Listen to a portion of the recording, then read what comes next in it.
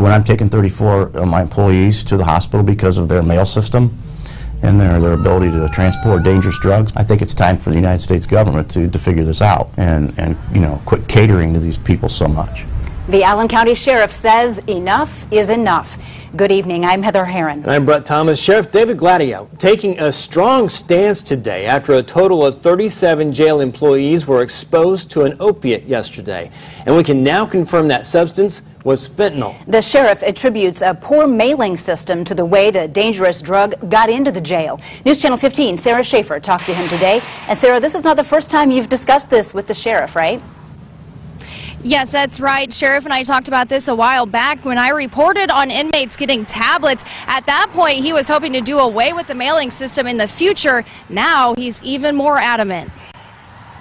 Sheriff David Gladio is not holding back after yesterday's situation at the jail. I'm going to speak very candid here. I hope this goes nationally, to be quite honest with you. It needs to reach the federal people. 34 employees were hospitalized after an opiate exposure. A canine officer was also checked out.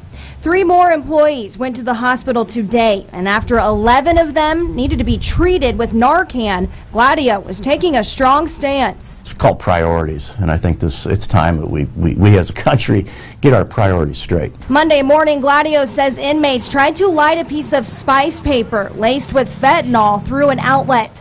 A small fire ignited, prompting the inmates to try and put it out with water, creating more smoke and endangering the employees, but not the inmates. The people that were handling it on the inmate side were used to handling it. They may have been affected, but they probably enjoyed it. Gladio suspects the drugs came through the mail. He told me last month he hoped giving the inmates tablets would eventually lead to an end in the mailing system. It's the government, so it's going to take forever to figure it out.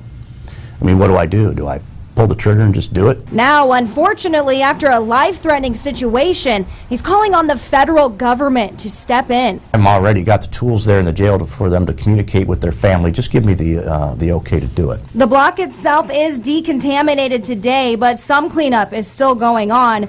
Gladio says the situation could have been even worse if it wasn't for the teamwork, including fast response times with the police and fire departments. We will debrief. There were probably things that went wrong. There were probably things that we'll take away from this that went right. We'll learn from it and we'll move forward. There is an investigation into the inmates who had the drugs and the person who possibly mailed them in. Reporting live off Clinton, Sarah Schaefer, News Channel 15.